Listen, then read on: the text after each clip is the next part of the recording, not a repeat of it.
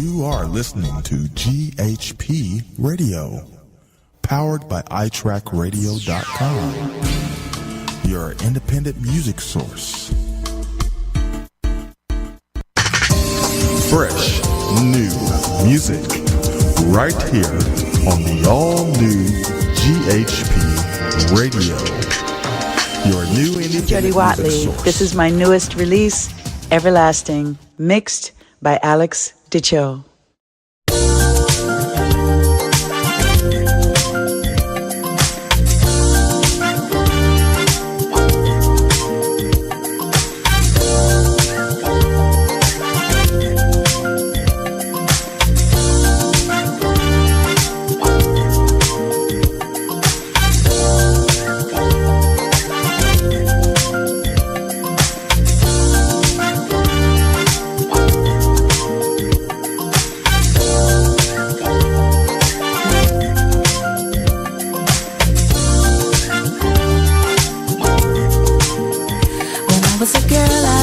In fairy tales and fantasy.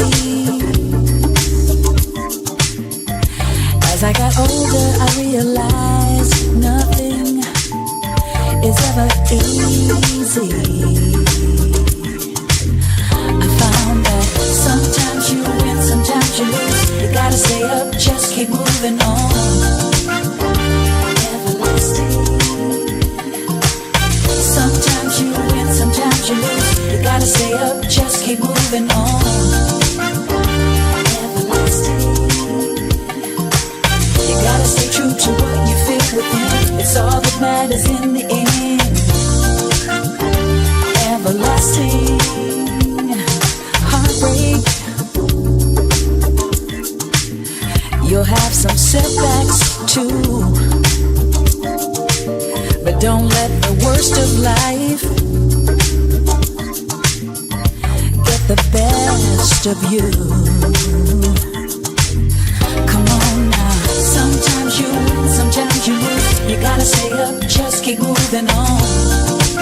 Stay everlasting. Sometimes you win, sometimes you lose. You gotta stay up, just keep moving on. Stay everlasting. You gotta stay true to what you feel within. It's all that matters in the end. Everlasting. Sometimes you win, sometimes you lose. You gotta stay up, just gotta stay up. Everlasting. Stay true. Stay true to what you feel within. Always believe in you. Everlasting.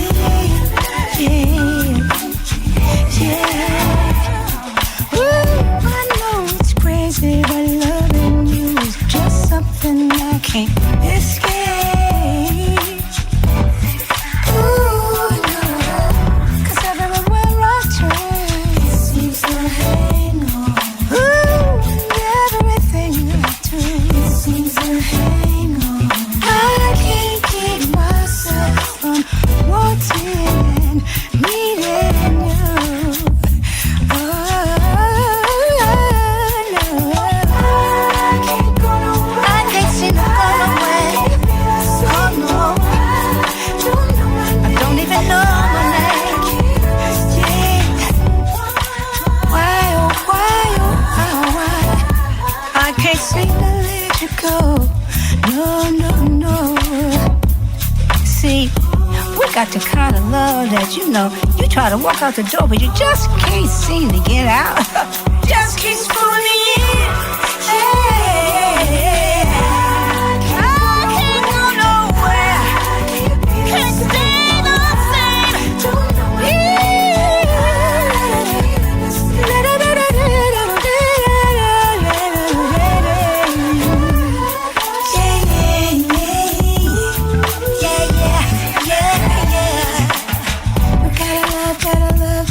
So deep I ain't felt it before. Oh yeah, we gotta love so deep.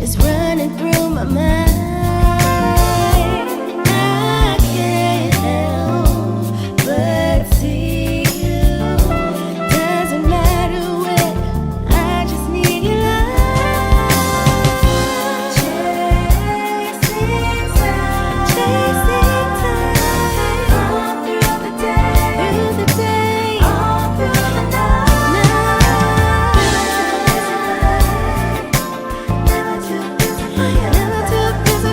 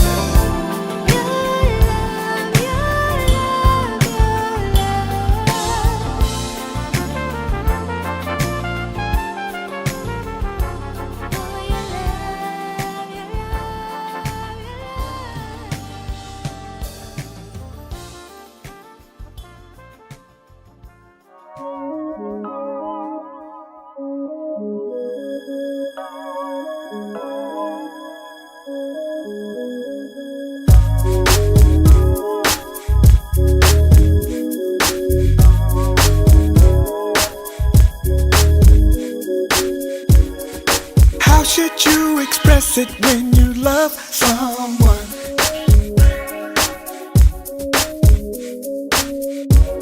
Especially if you're broken and you need some love. Yeah. Should you just walk away and live to love another day? Or should you try to hold on and build your love until it's strong? Cause you feel like you're at home. If you decide that you're gonna stay, if you decide just to walk away, I'm gonna love on you anyway. It's alright. And if you decide that the pain is strong and it's too hard to keep holding on, my love is gonna be to the bone. It's alright, yeah. How can you suppress it when you need someone?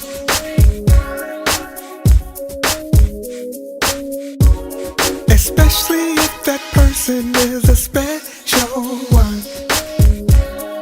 If you know she's a special one. And your heart wants to stay, cause love, it don't just walk away. But it's so hard, so say less. Cause love is always just a test. I'm gonna do what I think is best. If you decide that you're gonna stay, if you decide just to walk away, I'm gonna love on you anyway. It's alright. And if you decide that the pain is strong and it's too hard to keep holding on, my love is gonna be to the bone. It's alright. If you decide that you're gonna stay, if you decide just to walk away, cause I'm gonna love on you anyway. It's alright. If you decide that the pain is strong and it's too hard to keep holding on, my love is gonna be to the bone. It's alright, yeah.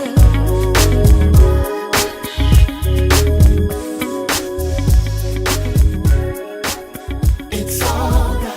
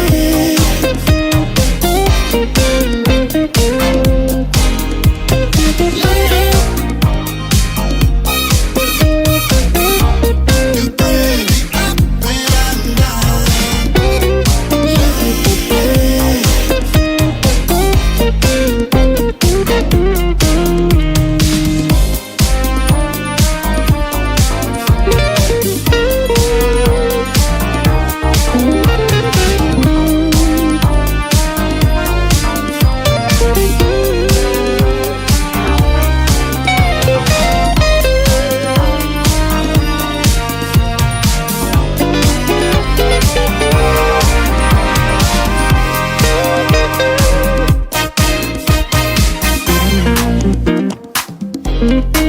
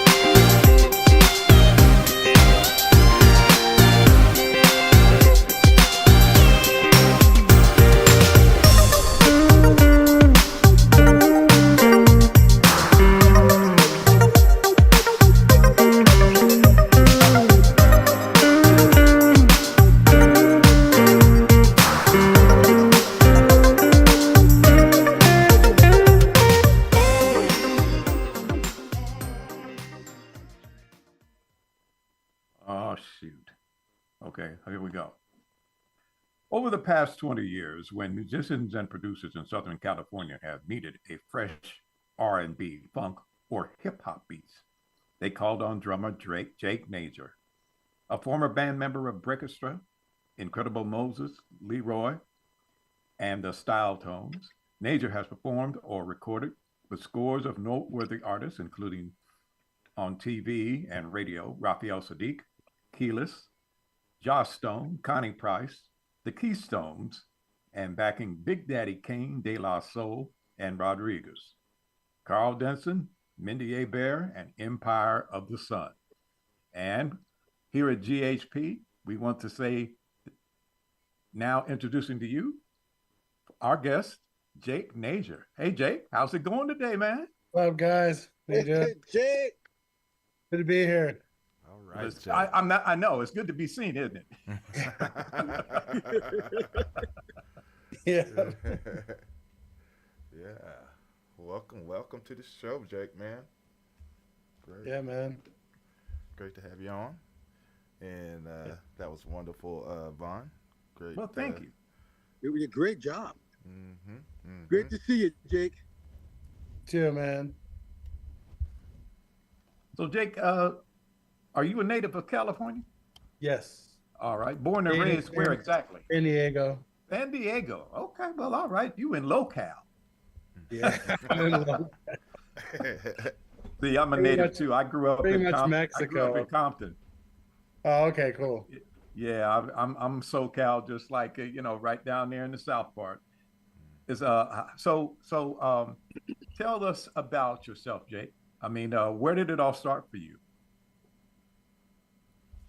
So, like, I come from a family of musicians. I have two older brothers. My one brother, Zach, he plays drums. And then I have an older brother, Jules, that plays guitar. And those guys were playing since they were like really young. And I didn't really get the music bug till about like 15. Okay. Once I got into high school, I mean, I played a little bit of sports. I played a little basketball and stuff, and it was cool, but I knew that wasn't what I was going to be doing. So I was like, got more into music. And then just because drums were always around the house, I would just kind of tinker on them, and it just felt, something about it just felt really natural to me. Like, I was like, oh, when I was younger, I tried to like learn like marimba when I was really young. I just didn't quite grasp it at the time. And then I was maybe going to play bass because there's already a guitar player and drummer. But then just something about the drums just kind of drew me in, and then I just kind of started playing. And in the 11th grade at my school, I went to kind of a small like private school, and they added like pep band. Like, we didn't have a marching band, but just pep band, Pep band, yeah. So it was a great opportunity for me to play and like get like actual credit, like to help me like graduate pretty much. But yeah, like, I mean, I got to play drums every day and like kind of learn how to play with other musicians and like so that was kind of like my that's kind of how I learned. I never really had formal like lessons or anything. It was more just kind of playing with people. And Can I tell on you, Jake? Go ahead. Tell on you? Go ahead. Vaughn, Jake and I go way back like Cadillac seats. Yeah. We go a long way. When I used to jam with his brother, like recliners. When I used to play at his house with his brother, we used to rehearse for recording stuff. Whenever his brother got off the drums, Jake would just sneak it with a smile and get on the drums. Every opportunity he had, Vaughn, that's what he would do. That's what he would do. And he saw all these musicians, different musicians that would be at his house practicing and playing. So I'm not surprised the way that he has turned out and the things that he has done and accomplished. I am not shocked at all. But I just wanted to say it's been a great process watching you grow up, mature, and turn into the successful musician and the great man that you are today, Jake. Thanks, Ted. I'm very proud of you. Very proud of you. Yeah, like having that, having bands rehearse at my house like at least 2-3 days a week, I would just kind of sit there and just absorb. I mean, I didn't even understand what they were doing, obviously, Right. 'cause it's way advanced, but I was just glued and I would just sit there and just listen and just let it like kind of soak it all in. Yeah. Mhm. Well, it sounds like the instrument chose you, Jake. That's what it sounds like. I guess so, man. Yes. You were just drawn to that sound, and Mhm. it was saying, Jake, come on over. Come on. Exactly. Yeah. Yeah. So Phone him to sleep. He be in bed and all. It'd be like a Twilight Zone episode. Jake. So you say your brother played drums as well? You got a brother play drums? Yes. Okay. So was he any type of influence on you when you did he give you any tips about what you wanted to do? Or? Yeah, he showed me some things. I think I'm more of a visual kind of learner, so Right. I just kind of learn by watching and listening. Mhm. So yeah, I definitely give him a lot of credit for getting me started and like him showing me things and him like having me like play with bands that he would play when he'd be like, hey, you got to have my brother play, like I can't make it but he can do it. And so he Wow. was always So, very very encouraging and Okay. helped me out a lot. So so like some brothers get hand-me-down clothes. You got hand-me-down drums, hand-me-down gigs. Exactly. That's pretty cool. it's kind of how it is. That's okay. That's okay. Mhm. So how old were you when you got your first gig? When you I think my first real paying gig, I was like 17. I think I played like a private, not a private, like a birthday party. And I remember Right. getting like a check. And then I was just like, I had to go buy like a cymbal. And I was like, okay, like this, I could actually make like some money doing this. Like, this is like a real thing. This isn't just playing in a garage with your friends. Like, I could actually like make some money doing this. Right. Yeah. Right. Once that happened, I'm like, all right, let's go. I'm sure you did. I think I remember I went on my senior year. I went like on our band director like had a band, so Mhm. during spring break, like we went up like the coast, for like a couple weeks, and that was like, I was like being on the road, like playing pretty much every night, like. That was kind of my first real thing of like just playing, Mhm. And then once I graduated, I just kept at it. Like, I think I remember what happened was like my band from high school, like after about a year, we kind of like fizzled out. And then I just started meeting other musicians, like old, guys that are older. Right. And once I did that and I like playing with guys that are like better and like more advanced, like you just learn. And just from then, it just seemed like I just was gigging like constantly. Like, Right. and, like people would hear me play and I would get gigs from that. Like I've always just gotten gigs by being out there like playing. Like, Right. Mhm. Right. not like I have a manager that like gets me gigs. It's just if you're out there playing, you meet people, and then if you're like nice to people, like they remember, then they go, "Oh, let's get so and so," So it's Right. it's all about just like relationships with people. It's like, Exactly. Yeah. Yeah. Exactly. Yeah. and just being like try to be fairly easy to work with. Like don't be like a prima donna, man. Like Yeah. show up on time, have a good attitude, like try to have fun, Mhm. and Yeah. just be easy to work with. And like, half of it is just that showing up on time and just have good energy, like when you're Absolutely. Yeah. That I mean, you're speaking like a true professional, Jay. There's no doubt about Jake, it. he is a true professional. Jake, your album, In the Cut. Let's discuss that. You have a great crew of gentlemen playing you with it. By the way, it's Jake Najor and the Moment of Truth band. Yeah. Mm-hmm.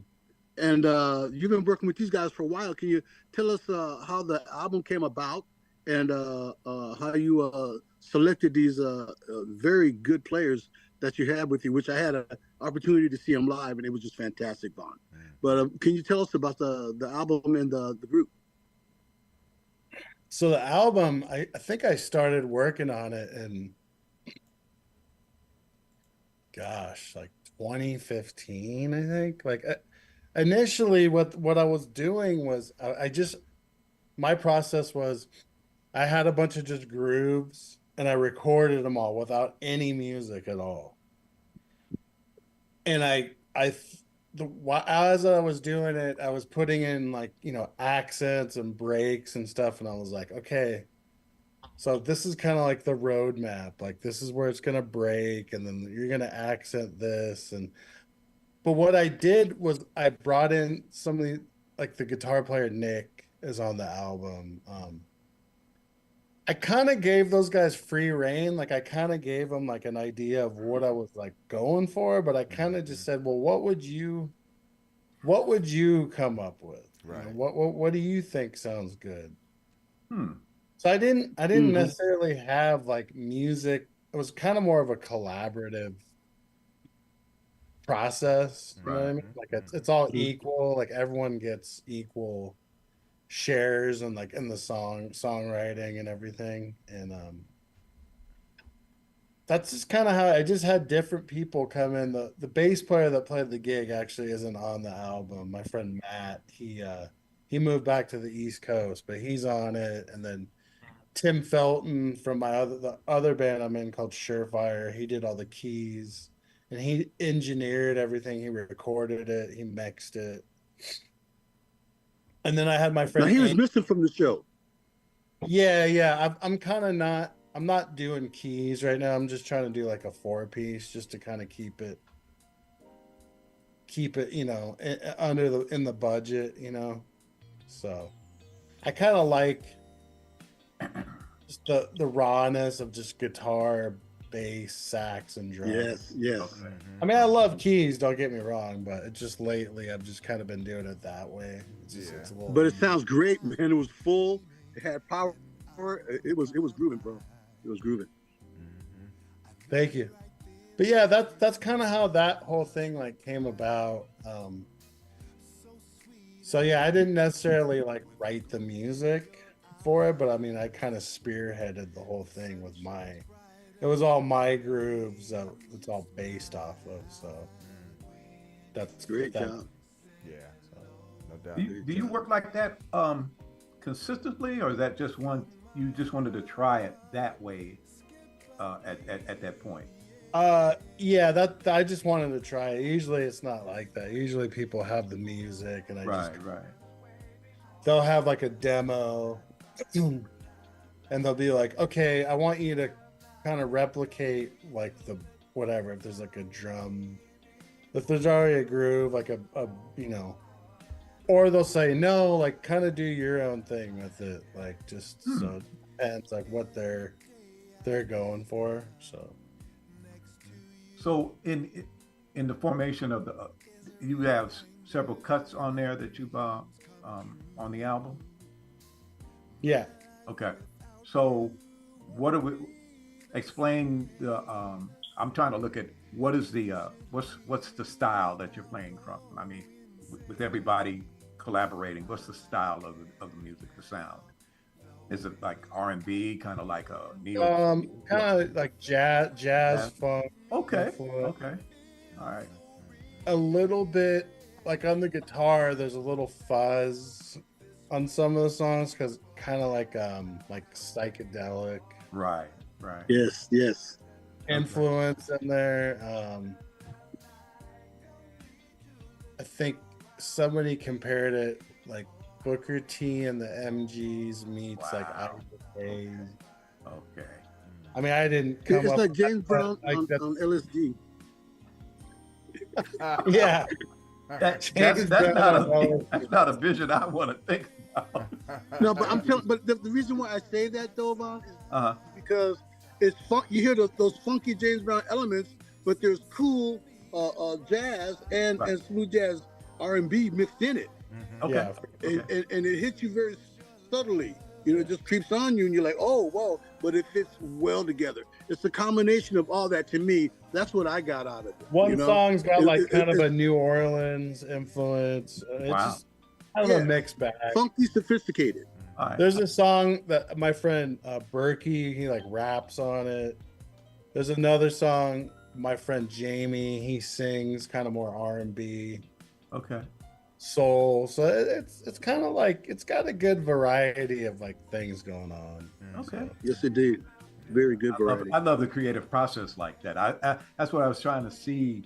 Sure. What that felt like from everybody, complimenting each other in the formation of that project. And I think that's cool because you never know what you're going to get out of it. Until you hear the recording back and you be like, oh, did we do that? So I'm kind of amazed how it all kind of came together. Like I never really pictured it coming out the way it did, but I'm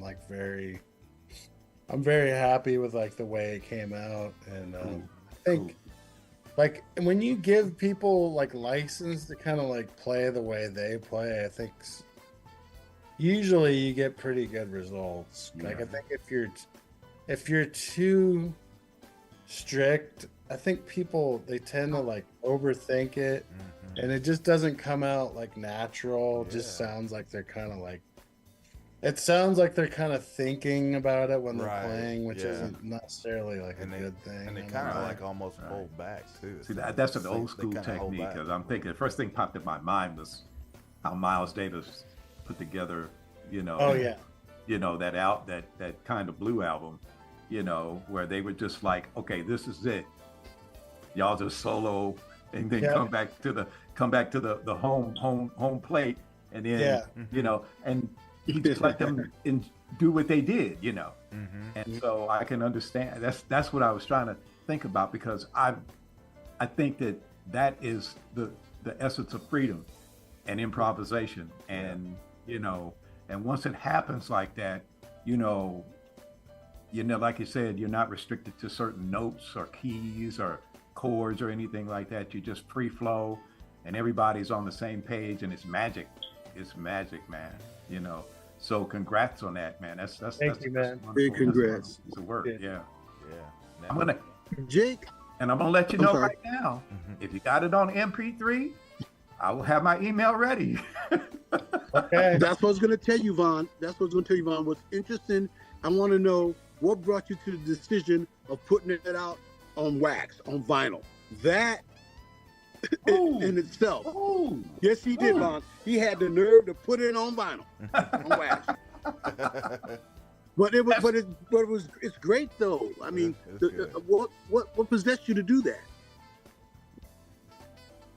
So at the time I was involved with this label called the Redwoods, and it was like kind of a collective.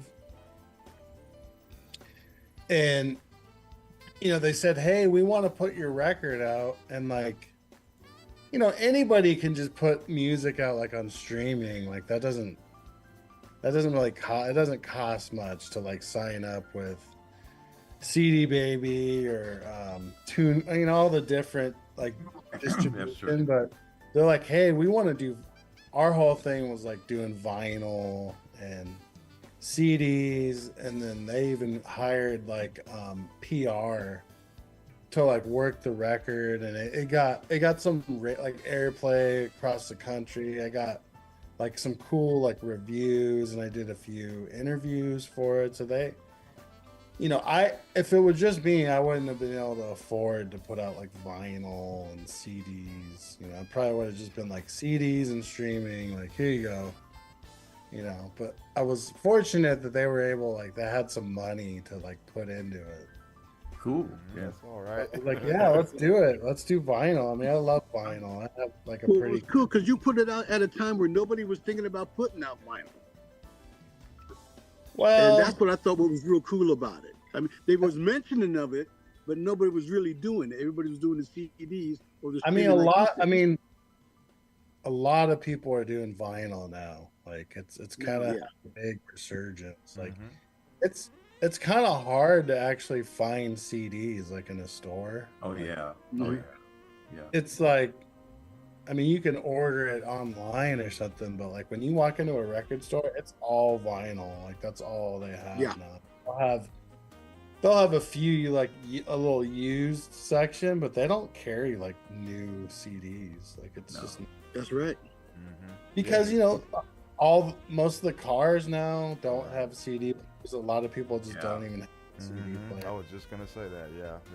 So that's good advice you can give the people. My car is a little older, so I still have a CD player, and I like CDs. Like, I mean, streaming is cool, but it's cool just to put on a record and just let it like a CD just play and just let it go all the way instead of skipping and because Bond probably still has an 8-track in his, I'm sure. What are you trying to say? What are you trying to say? I wish I had an 8-track. No, but that's good that you convey that to the independents out there that are thinking about putting out music. That's good that the independents can hear that you're doing it in vinyl and they can get a clue for their next releases, I mean, it's expensive, man, but it just sounds so good on vinyl. Oh man. Oh yeah. Oh yeah. I mean, that warmth. Oh my gosh. I'm here to agree with you wholeheartedly, man, because there's nothing like having vinyl and dropping it. You guys know, like you grew up when like vinyl was like king. Yeah, absolutely. Absolutely. There was no CDs. None of that. That's right. It was like 8-track and vinyl. and cassette. Let me tell you about cassettes were around. that 8-track though. What's cool about that 8-track is that you put it in, and when the 8-track came out, everybody was kind of like smoking the cannabis and stuff like that. And it took a long time for that 8-track to switch over to the next song. Remember, Vaughn? It would take a while. Yeah. Yeah. So it's a good thing that they were kind of like stoned a little bit because you didn't notice it. You never noticed. I didn't pick up on it, so. But those 8-tracks were the business, man. Yeah. Just push a button. Push a button. And durable. Well, Zach, so what's next for Jake, the moment of truth? Jake, I wanted to ask you about one of the tracks that you sent because we mentioned a little bit about it off air, but I was really intrigued about the one that you had a gentleman on there. It almost sounded like James Brown was singing on that track, man. Yeah, why don't you tell me? I mean, I was kind of going for that vibe. It's a friend of mine named Daryl Jackson. He's from LA, and I think all I had was the song title, and then he wrote all the lyrics, but I think it just pretty like encapsulated like what I was going for. And what was the title of that one? Because I forgot. That one's called High Cost of Living. Yes. Which I think we can all kind of relate to these days. Yeah. Absolutely. Talk about how it's just tough, rough out there. Yeah, that's the first one I want to actually play for our viewers and listeners. Let them check that out, and then we'll come back and talk some more. Okay. But everybody, check this out. You're gonna be amazed. It really puts you in that. Truly amazed. Yeah, it's nice. So we're gonna hit that right now, and then we'll come right back with our guest, Mr. Jacob Najor. Right here. Thank you. On the new GHP Radio, the Indie Live spot. Keep it locked. We'll be right back. Right.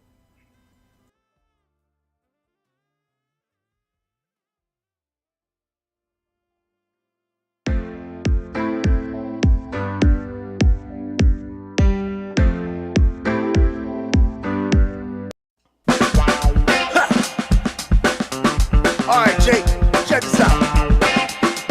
I'm gonna tell a little story. A little story about that thing. Call it the hurting pockets. Go like this, say. So we start out toward back. Pocket filled with lint. Stomach to my back and my handshake just like cups. Try to walk down to the liquor store. Get just a little taste.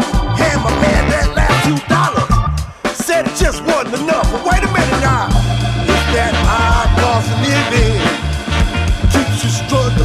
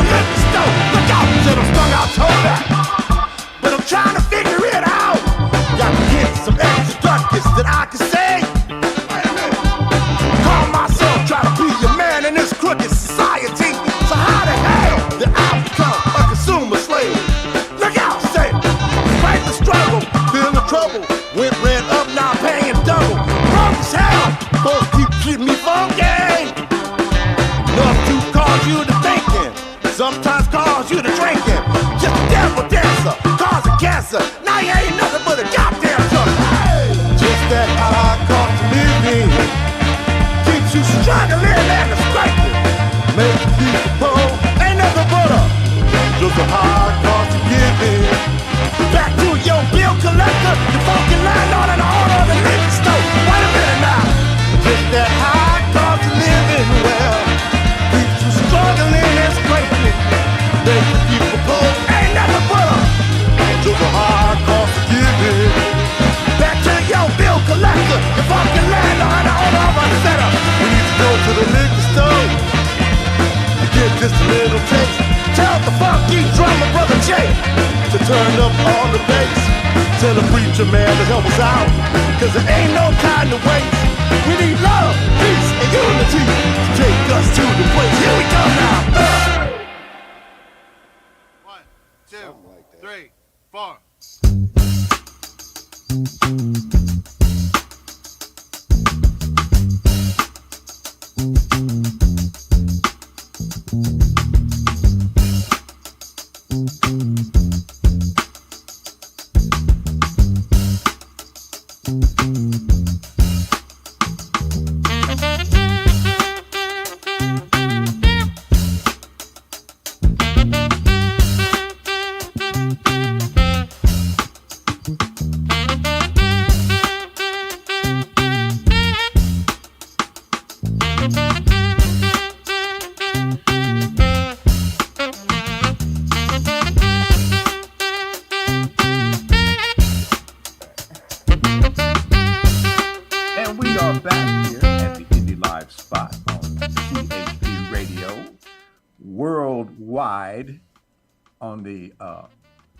On the YouTube network, and it's we're sitting here with Jake Najor, and Jake, as you know, allowed us to go ahead and play one of his cuts off of his latest release, and it was entitled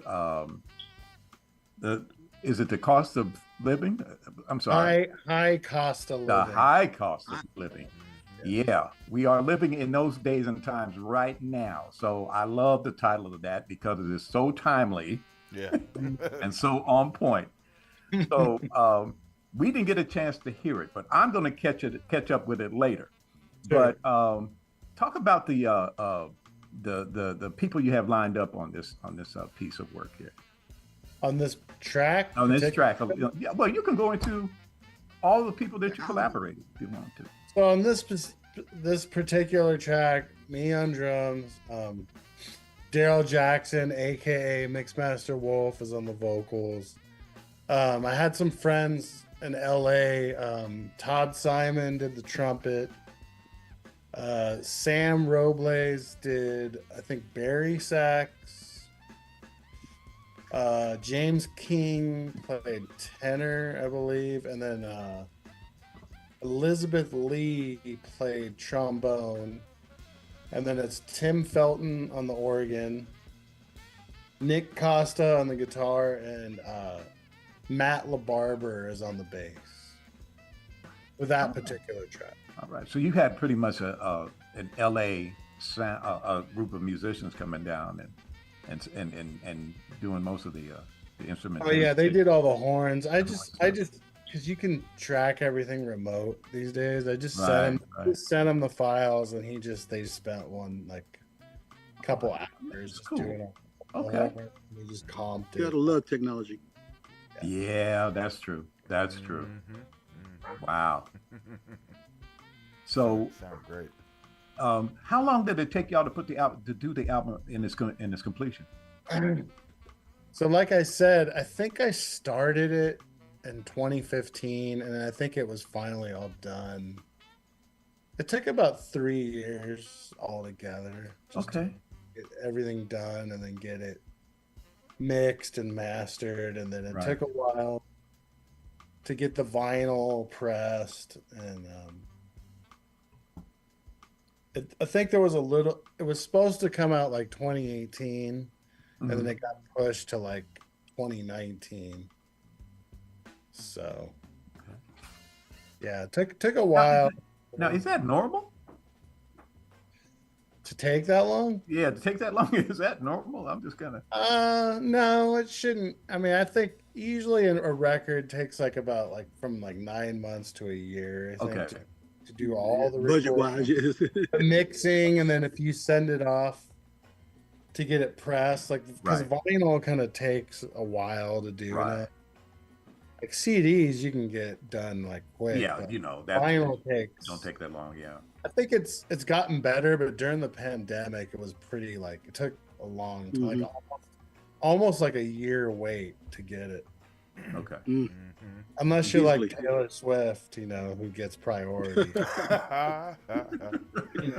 If you're a big dog, you're like, okay, yeah, because you're ordering, you know, so many like copies of it. So they're like, well, we're gonna take them priority over your Yeah. $200 order, you know. So, Yeah. $200 order. it looks like we got a question. Okay. Yeah, Colleen looked like she has a question.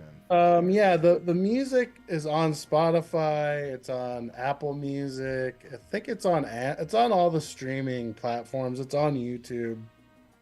So if you just search Jake Najor and the Moment of Truth, shit all pop up, all the different streaming outlets.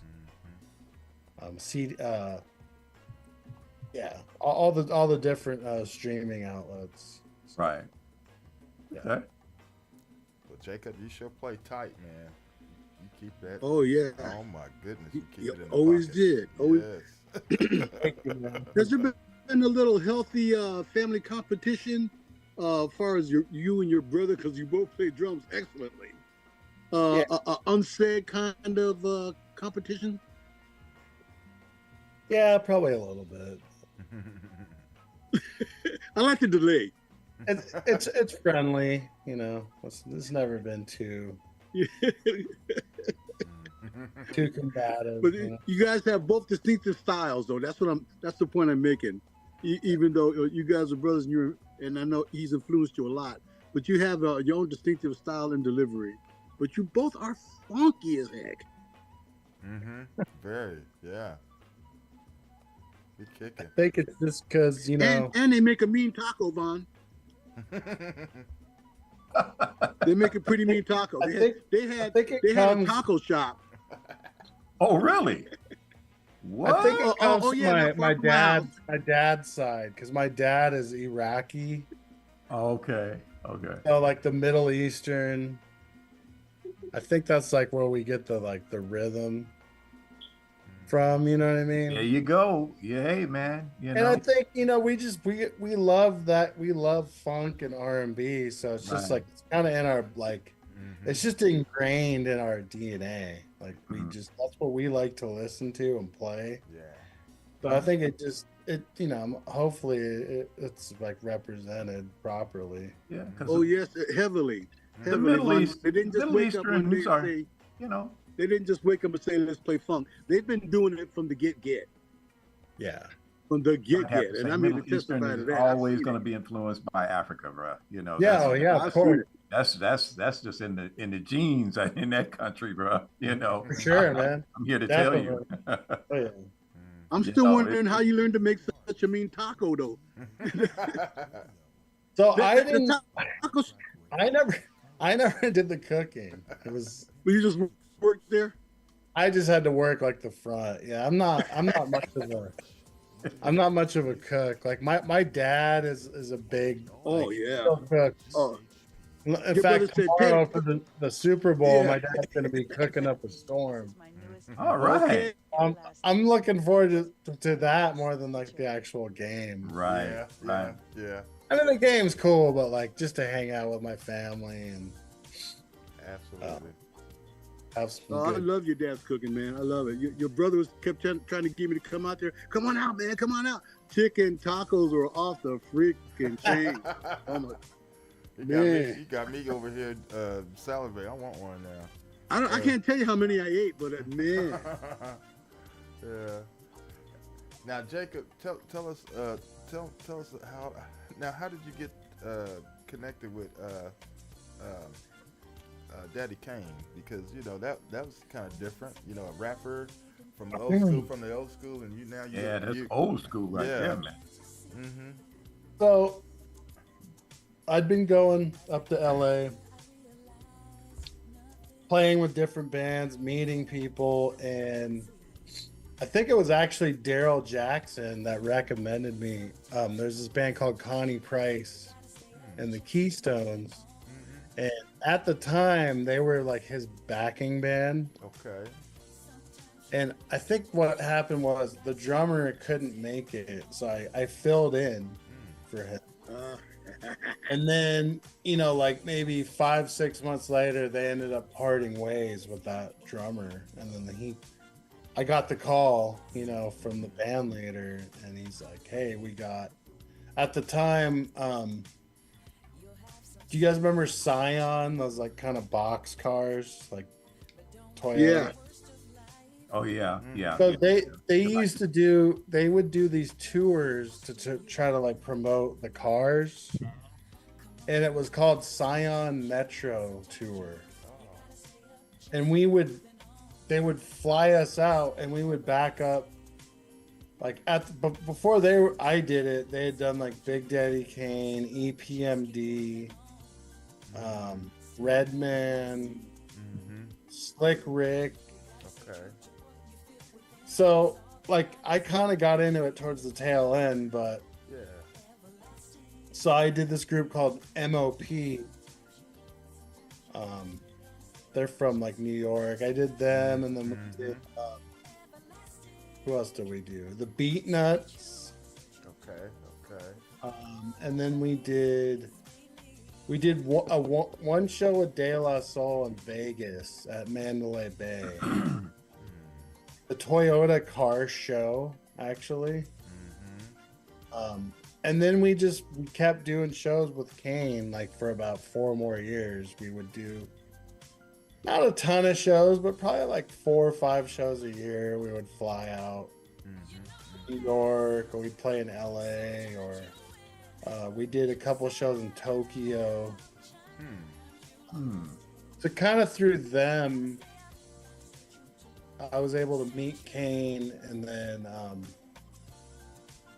that kind of ended. And then he called me a year ago, and he said, "Hey, I'm looking for a new band." And he's like, "Well, do you got anything?" Like, because he likes having the horns and the full thing. And I said, "Well, yeah, right now I got a band called Surefire Soul Ensemble that has like a full horn section and keys." And so I sent him a video. And just because I think he knows me, knows like what I do, he just kind of trusted me. And yeah, we played at Yoshi's last year up in Oakland. Right. And just got there, did like a real long sound check, did the show, and it was great. And so we're just kind of like his, like, when he needs a live band, that's like he's kind of using us. Yeah. Right now. Yeah. That's kind of cool. It's a good thing. Played in New York last week. We played 2 shows, and it was awesome. Wow. 2 sold-out shows, so it was super fun. How is he to work with? Oh, super easy to work with, and cool, and just like very like direct. Just will say, "Hey, can you guys do this?" Or, "Hey, you." Yeah. But in a cool way, not not like in a rude way. Just like, I mean, he hears everything. It's kind of crazy. He's like, "Hey, you came in early here. You missed this." Like, no problem. Like, just make a mental note. So. Right. Hey, Jay, did something you played in London with them not too long ago? No. Or in the UK with them? No. Never been to the UK. I've never actually. Funny you mentioned that, because I was supposed to play a show in London, and guess what date it was? Oh. 9/11. For some reason, I knew you were going to go there. So we flew in like the day before. Ouch. Right as we landed, all that stuff was going on. Oh my gosh.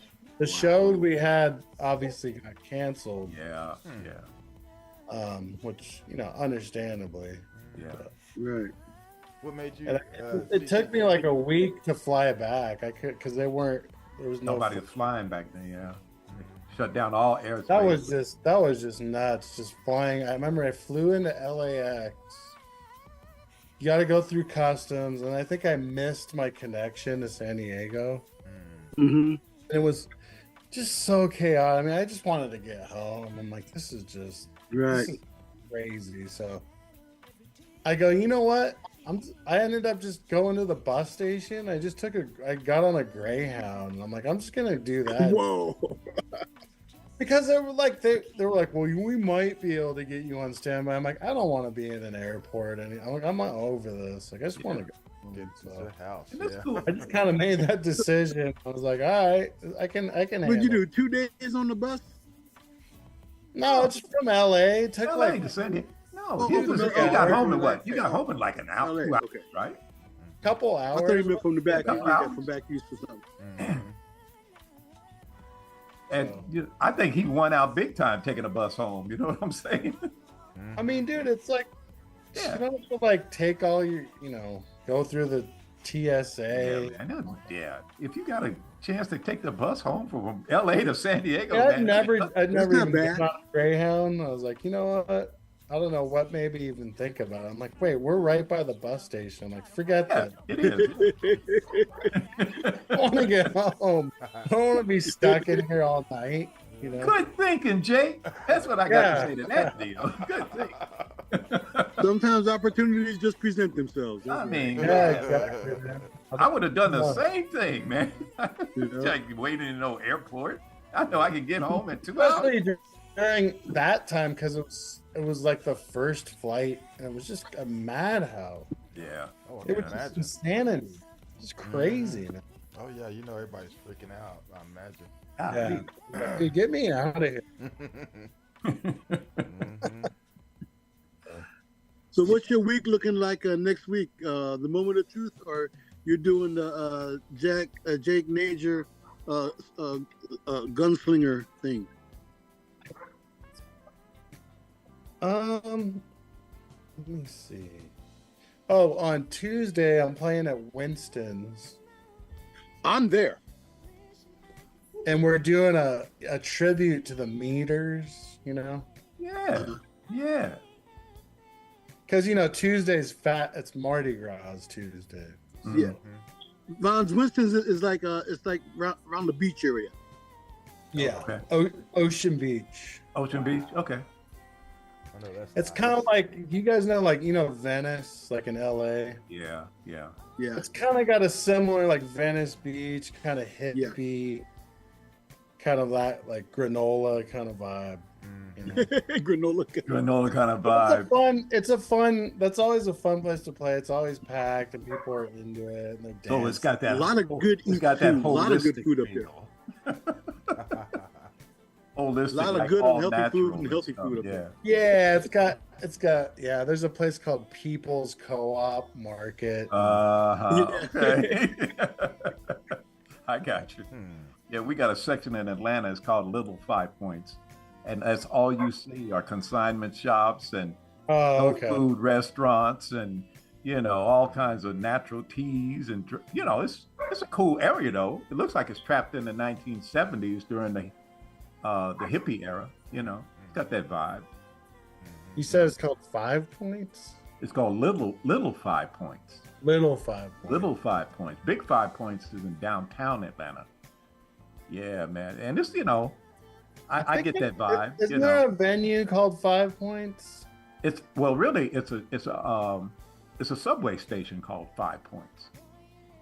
No, but I've played this place in Atlanta, and it's got a couple different clubs in it, and it's on Peachtree Street. Okay. There's like the bottom's kind of like the cellar, and then there's you're talking about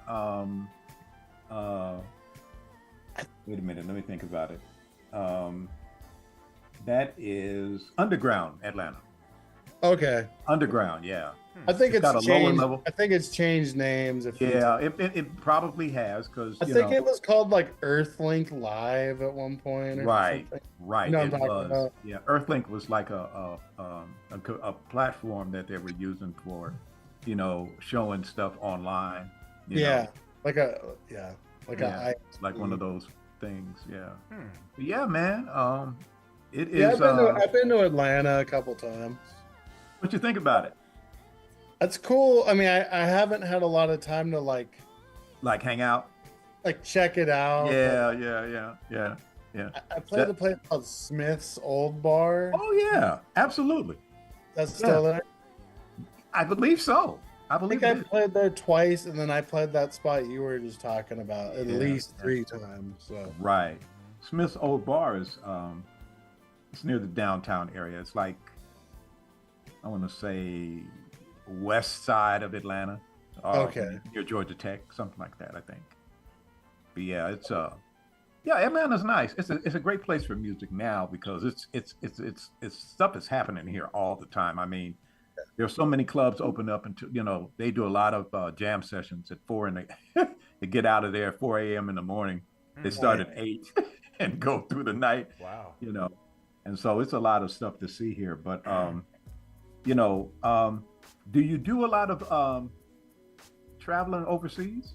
I'm just kind of like thinking as a band, you guys do a lot of like like nothing like Japan or I mean, I did Japan once. I've done like Europe a little bit, but Mhm. not too much really. Right.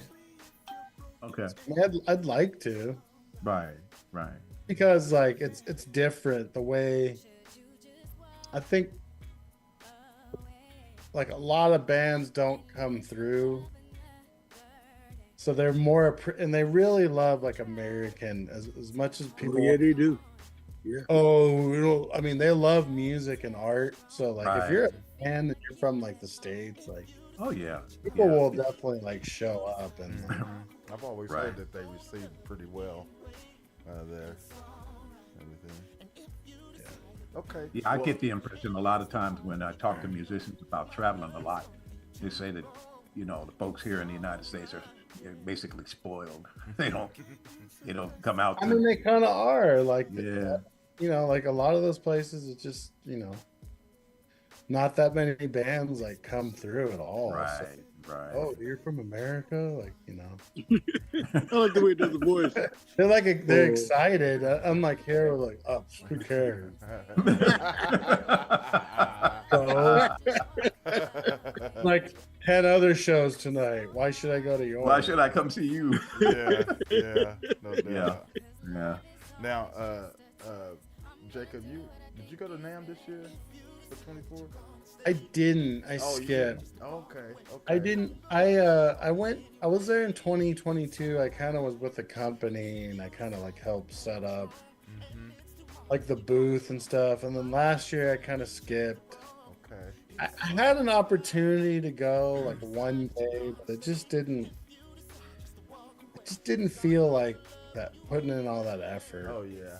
Especially 22. The only reason why I asked was Especially. because of the fact that I had captured that cool photo for our promo for you. Oh during right, the yeah. show. That was from 2022. Yeah. 2022. Yeah. Can you tell us a little bit about that setup that you were on? Because that was kind of cool looking.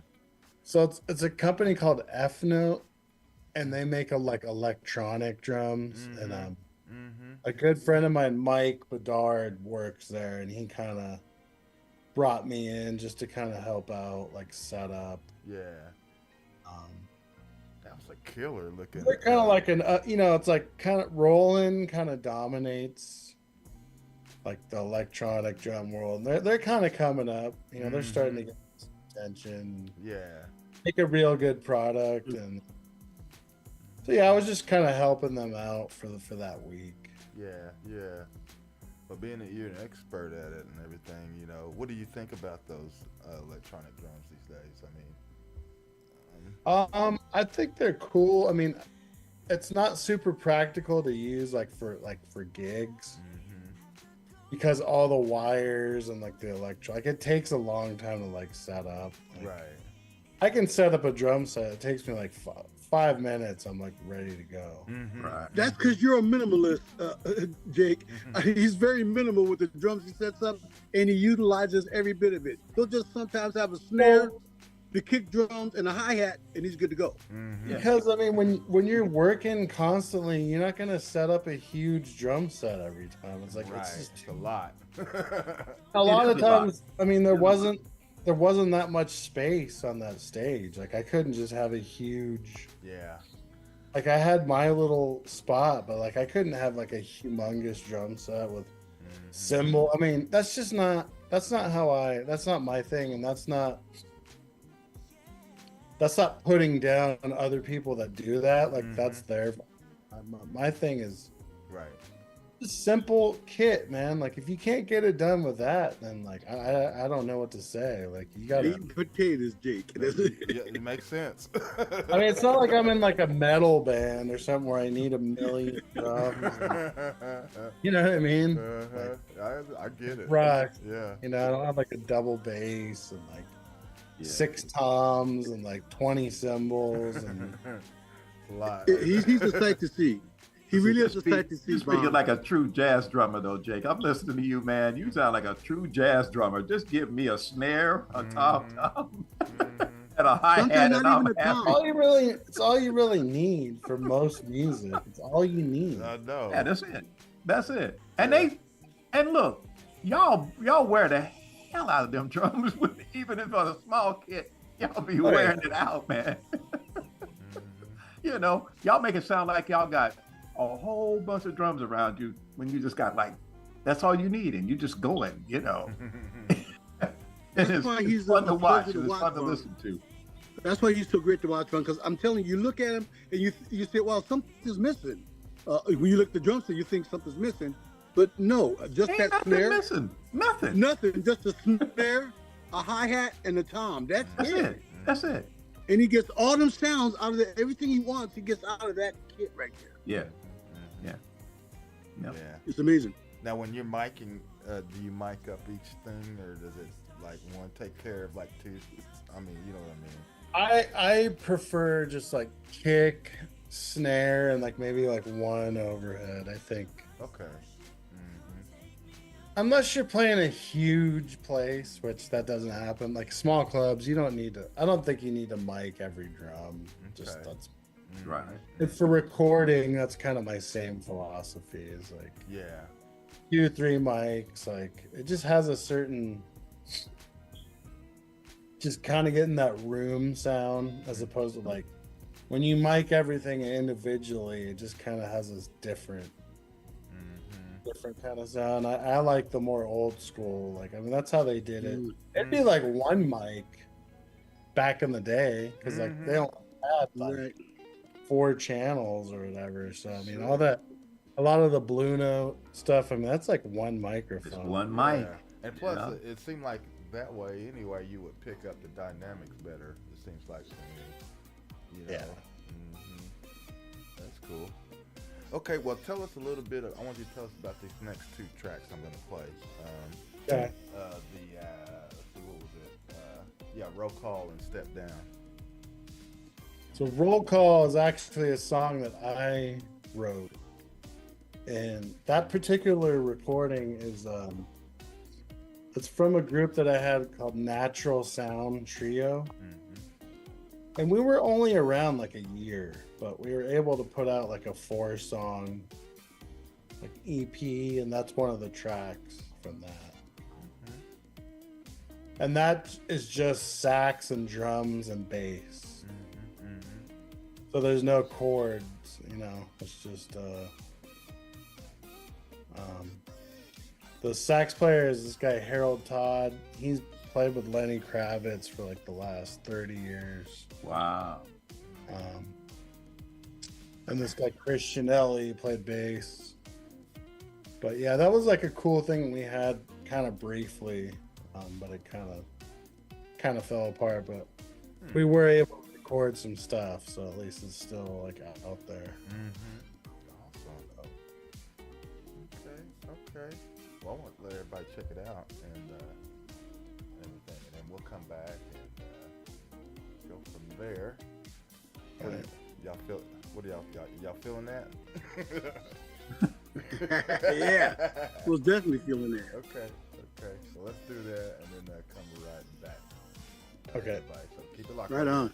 We'll be right back.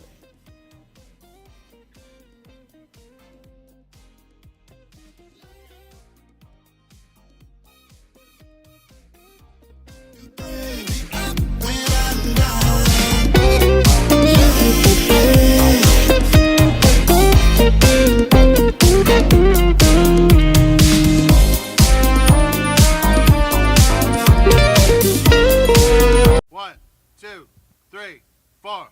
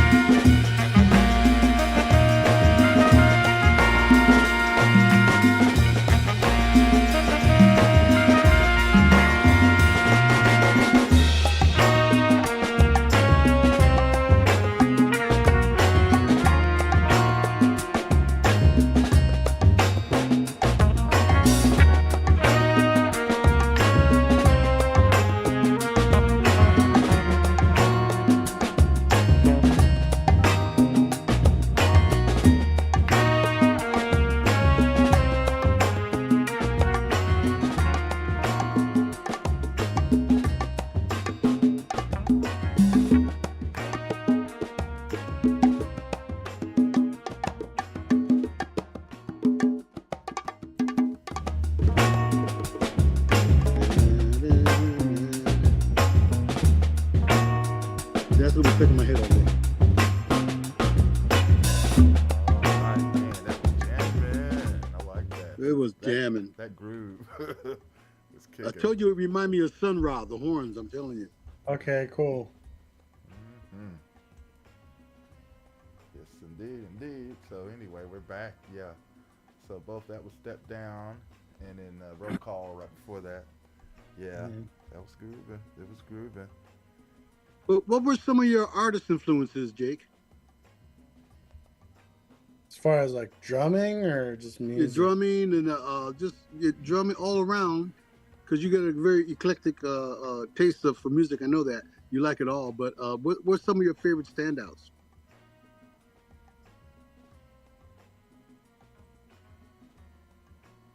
I mean, John Bonham, Led Zeppelin, Hello. Yeah. Bernard Purdy, Yes, Yeah. sir. Yeah. Al Jackson Jr., James Gadson, James Gadsden. Okay. who is actually a friend of mine. Uh-huh. Mm-hmm. Okay. I mean, I could, Elvin Jones, Jack DeJohnette, Tony Williams, Idris Muhammad. Ooh. Oh. Ooh. Gosh, I mean, there's just so many drums. I know. I know. Well, let me ask you this: if you could have 4 hours with any drummer in the world, dead or alive, who would it be?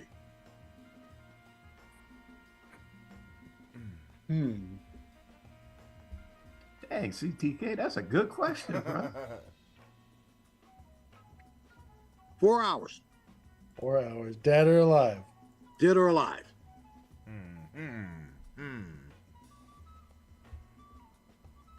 Probably Gadson, man. I had a feeling.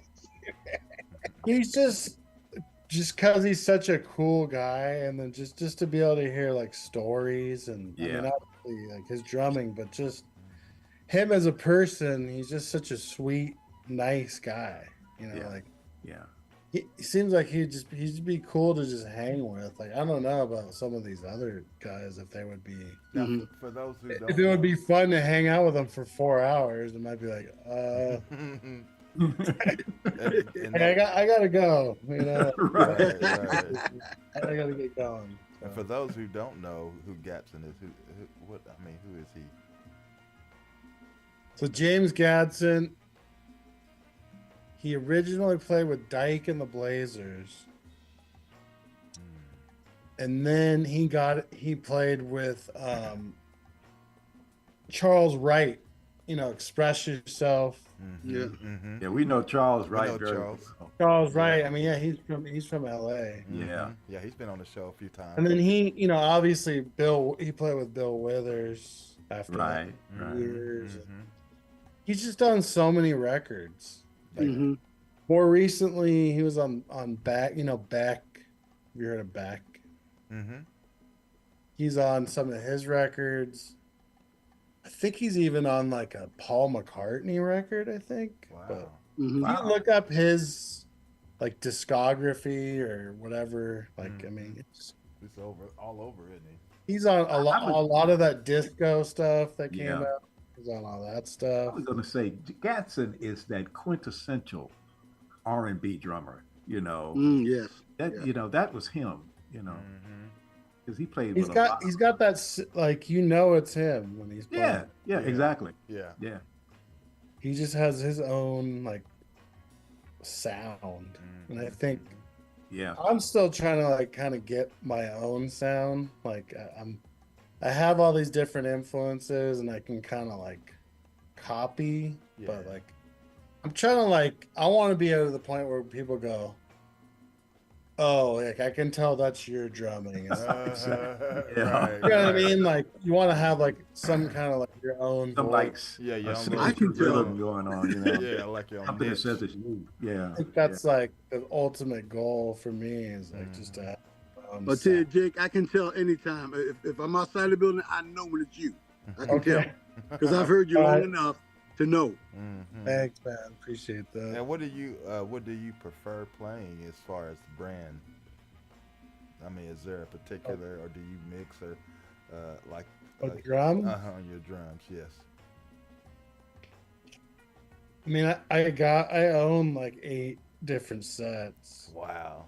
Wow. That's Wow.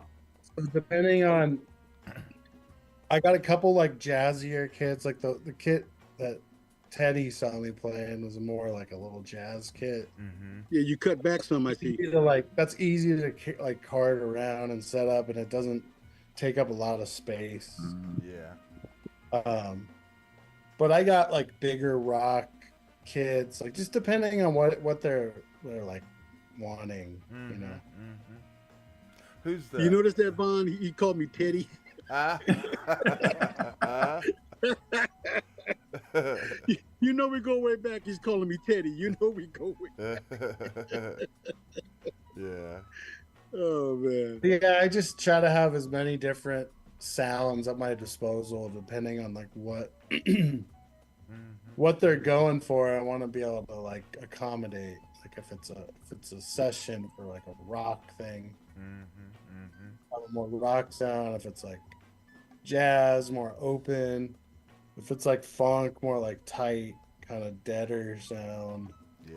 If it's like singer-songwriter, you know, like go that more that kind of vibe, just country, like whatever it is. Just try to have the right tools for the job. Yeah. And I noticed the materials. I've seen some of the materials your drums are made out of. Some of them look like the old wood, the old blonde that used to rock a lot. And I know that's, like you said, they are specific sounds. But I have a fiberglass kit that's like it projects really well. So I have that. Right. I got maple, I got birch, I got mahogany, like just all the different sounds that you could like need, you know, in different sizes, you know, from 18, 20, 22, you know, 10, 12, 14, 16, all the different size snares, depths, cymbals, all the different sizes, sound. I've seen stacks of snares you have just stacked up on the couch. Yeah. The many flavors of Jake Najor. It's like a menu.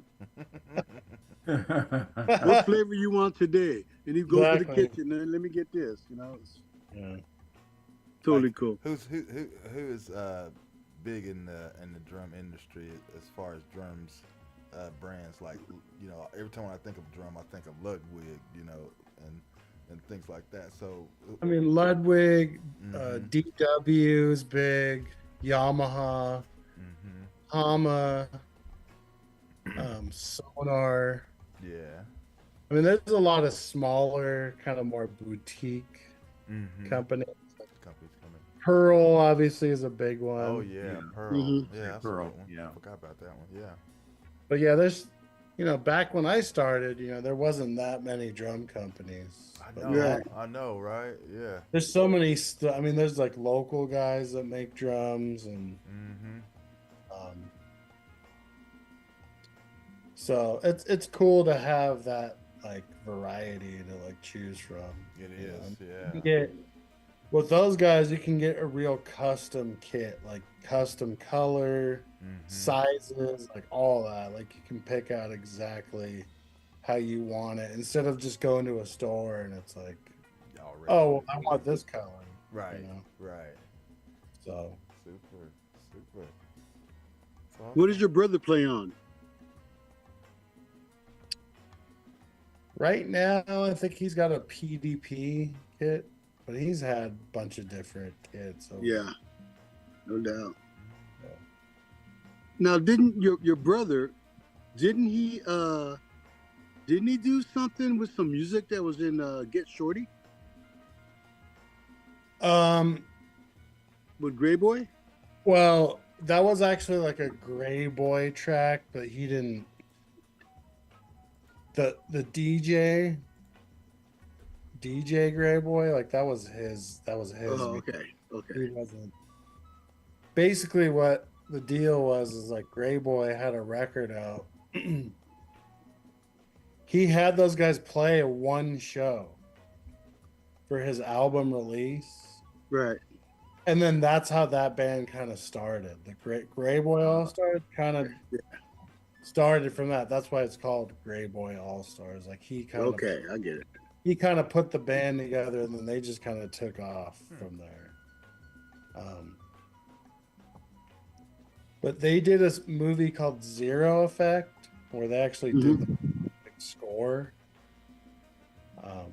And Mike Andrews, who's the guitar player, he's gone on to do a bunch of TV and movies, like score stuff. Like that movie Donnie Darko. I don't know if you ever Yeah. He did the score for that. Wow. Okay. But yeah, he's done a bunch of TV shows and movies and stuff. Well, so have you. What? You've done some TV, haven't you? I'm sure you have. I did one late night show. It was I don't know if you guys remember, but Craig Kilborn. Oh yeah. He used to do the late show. The Late Show, yeah.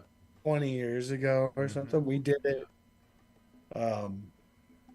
That's the only like real like late like network television. I mean, I've done like, local, like play on like KUSI News or something. I've seen on the news. It's cool, but like nobody sees it outside of San Diego. But I actually I don't know if you guys know Jason Mraz. Have you heard of him? Yep. I've heard of Jason. I did some recording with him, and one of the songs actually ended up in a movie called When in Rome that came out back probably 2011, I think.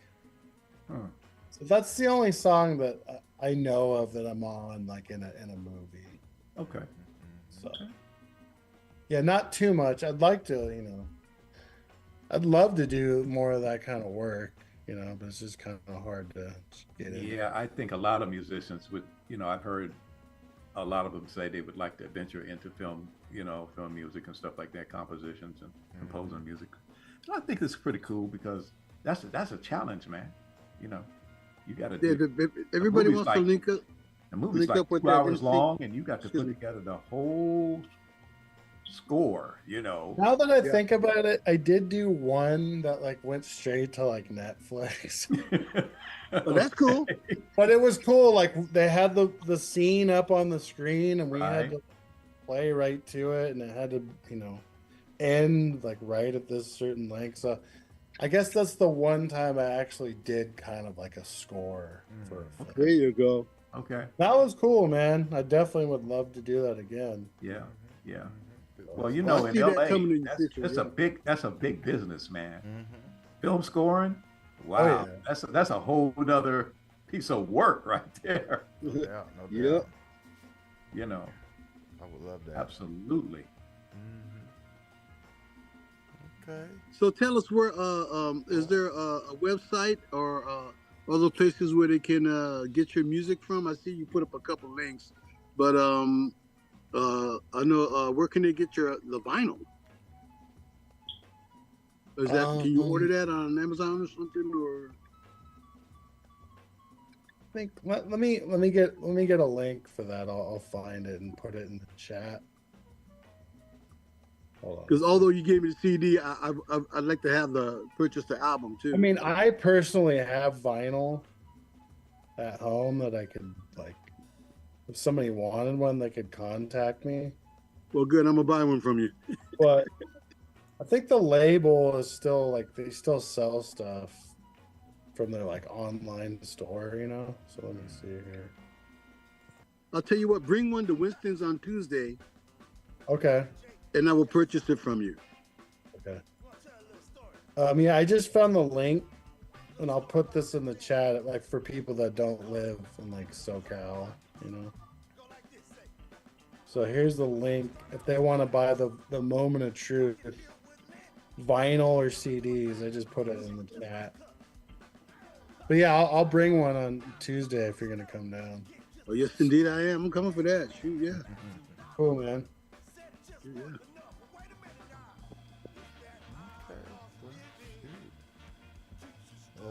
think we could probably wrap things up. I mean, if we all ready to. Sure. I just have one other question to ask Jake. Okay. Jake, are you ready for this? Are you sitting down for this question, man? I'm sitting down. Sitting down. Okay. What is in Jake Najor's playlist? Who are you listening to today, Jake? So lately, Miles Davis has a record called "Live at the Fillmore East." Yeah, that trip to San Francisco. It's pretty wild, man. It is. They're like, I mean, I back during the holidays, I got COVID, so I was kind of stuck, like in my room, you know. Yeah.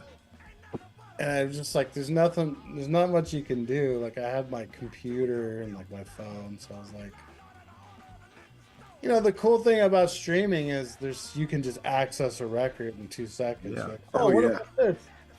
And I'm just like, oh, you know what? I never listened to this one, and I put it on. I was just like, whoa, like these guys are. Yeah. I mean, these Miles guys gets into it because they were going for it, man. Like they were not joking around. Though. It was that was a psychedelic period, and he was like, this wasn't like your granddaddy's jazz, dude. This was like almost like punk rock or something. Like the energy that guys were putting out was like, dude, these guys it was like aggressive. Oh yeah. And at the same time, like very like kind of dissonant and like out. Yeah. Oh yeah. So I think like for me, like I love all that stuff, like listening back to all those live recordings. And I think I checked out the In a Silent Way. It's like the box set. Wow. The complete. So it's got all these outtakes and then all these other like tunes I've never heard before. So it's just cool. I mean, you could spend so much time if you just went in through his whole catalog. He has so many albums. Oh yeah. Miles was that guy that from the beginning, from like when he first started till like his when he was playing with Charlie Parker and them, man, he's like experimented in everything, man. It was nothing. He didn't miss a beat his entire life, you know. And it just he was always trying to do like the next thing. He didn't just go, oh, I'll just do like Kind of Blue. I mean, Kind of Blue is great. Wrong, but and he didn't stop there. He didn't. That was like groundbreaking as well. But he never like rested on his laurels. Like he always was like, okay, what's the new thing? Like, what can I do that's gonna like change like the landscape? Like I don't want to just like do what I've been doing. Yeah, that is exactly Miles, no doubt. And then like the Herbie stuff, I'm super into, like the Headhunters. Yeah. Yes. Rust, Flood, Manchild, Secrets. I mean, all that whole period of all those albums. Yeah. I was going to say, if you get a chance to head up to LA, I think they're doing this. The Headhunters. Concert, the Headhunters, 50 years. Yeah. Oh yeah. You know, 50 years, you know, I've never been to Hollywood Bowl. I think I might have. Yeah, you'll love that place. That place is unbelievable. Great, yeah. And it's been there since the 20s. So, you know, that's going to be some. I saw it on Facebook. I said, y'all got to be there because I'll miss it. But we'll be there for you. Y'all get there, man. See that. I have to do that would be great to be there. Something that would be off the and he got all the old guys, you know, coming back with the exception of Paul Jackson. You know, he's got Marcus on bass. Yeah. You know, I so should talk to Coop about going to that. He'd probably be down. Yeah. You know, I don't know. That's a long ride, though, man. I don't know. Coop. Kevin Cooper. Kevin Cooper, that's my cousin, yeah. He lives here. I'm sure I'm gonna call him and say, dude, let's go. Let's buy tickets. Oh yeah.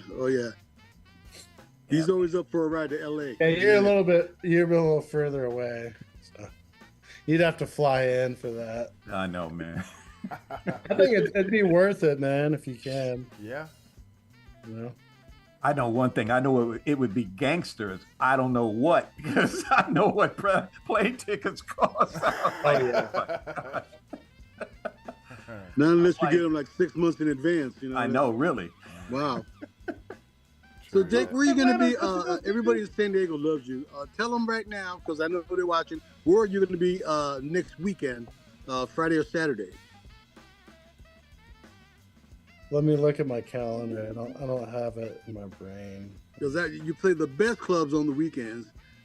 I know this.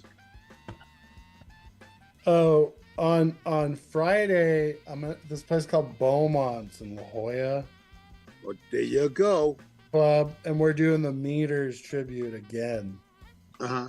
And we're doing it twice next week. Now, if y'all wondering about La Jolla does have a ghetto. It's called San Diego. So it is hoity-toity.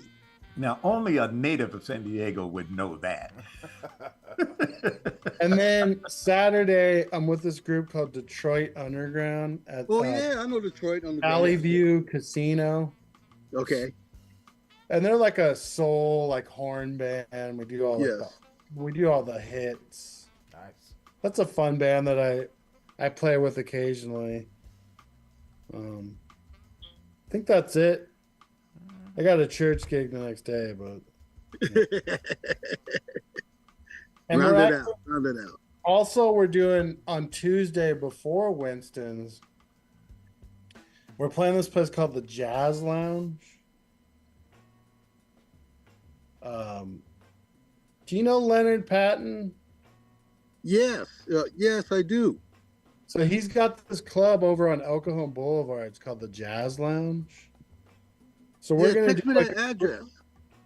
Yeah, I'll send you the address. We're gonna do like an early show before Winston's. It only holds like 40 people. It's pretty small. Yeah, but it's perfect for a drive-by. Yeah. Perfect for a horn drive-by. So yeah, that's where I'm at next week. So if you guys are in the area, come on by. Most definitely. Okay, take it, G. Okay, well. All right, guys. Well, I just want to take this time to thank Mr. Jacob coming by today, hanging out with us. Thanks for having me on, guys. Yeah. Oh, it's been a pleasure, man. Yeah. Absolute pleasure. Extreme pleasure. Really enjoyed Thank it. you, man. Enjoyed having Good talk. you. Yeah. Continue on, man, and we look forward to whatever else you have, in the future coming up. So I'm sure it'd be great. Okay, yeah, for sure. I'll keep you guys updated and whenever I got. Please do. Okay. If I'm ever in your area, I'll let you know. Yeah, especially if you're in Atlanta at any point in time, man. Just throw a rock, it'll hit my house. Okay. All right. Yeah. Sounds good, man. I'll look Okay. it up. All right. All right. Well, CTK and Vaughn, do y'all have anything before we go ahead and close out for today? I just want to say thanks for our folks in the chat: Henry Mixon, Marilyn Ford, Gia Hyatt, Colleen, of course, J.C. Smith. Just the notables, kind of like the regular crew that usually chime Jessica in. Single. That they're present. But appreciate you all for letting us know that you're tied in with us as usual. Yeah. And it's about GHP Radio. That's right. And the Indie Live Spot.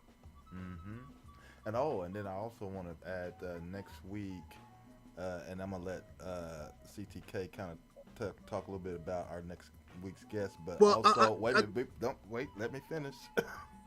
Calm down. Calm down. So next week, also in addition to our next featured guest, we're also gonna have a new co-host joining us. And okay. And she's a good friend of mine. She actually works with me, and but she's going to be coming. Her name is Sharonda Jefferson. We call her Shar. You'll see some information about her. I'm going to be posting about her and everything, but she's going to join us, and I think you all are going to really enjoy her as well. She's very, very, very nice, and so I just want y'all to know that. And with that said, I want CTK to kind of cue us in on next week's guest. Man, see, now, Jake, I've been talking to you about horn drive-bys and stuff like that. And I had a horn drive-by done on me yesterday. And that was by our guest who's going to be here next week, Ramley, Michael Davis, you know him from Earth, Wind & Fire, Phil Collins.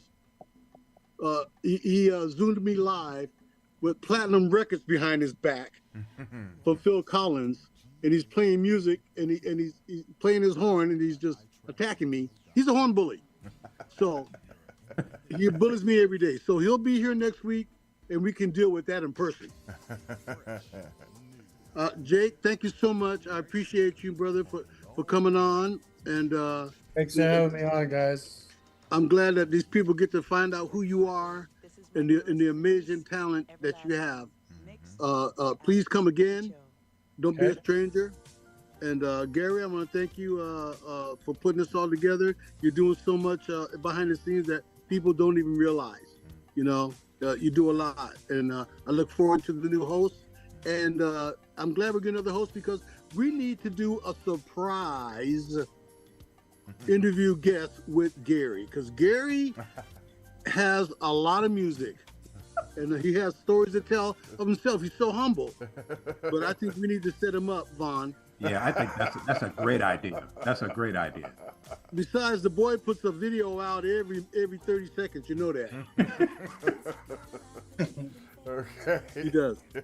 But I want to thank everybody in the chat room for being faithful and joining us on this day. Take it away. Oh, by the way, last one thing. Ray's birthday was last week. Yeah. Ray Mack. Yeah. Rest in peace, Ray. Yes. I just wanted to say that he may be gone, but never be forgotten. Oh, and as he would say, see you later, bye. That's right. That's right. That's him. That's him. Yes, indeed. All right. Well, thanks for that, CTK and everybody. And again, Jacob, it was a pleasure. Thank you again. And we will see everybody next week. Okay? Indeed. As Vaughn would say, go ahead.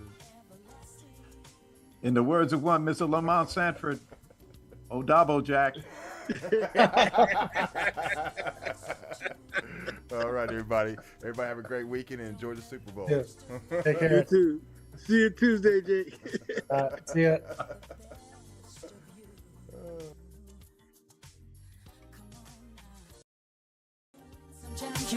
You gotta stay up, just keep moving on. Stay everlasting. Sometimes you win, sometimes you lose. You gotta stay up, just keep moving on. Stay everlasting. You gotta stay true to what you feel within. It's all that matters in the end. Everlasting. Sometimes you win, sometimes you lose. You gotta stay up, just keep moving. Gotta stay up, everlasting.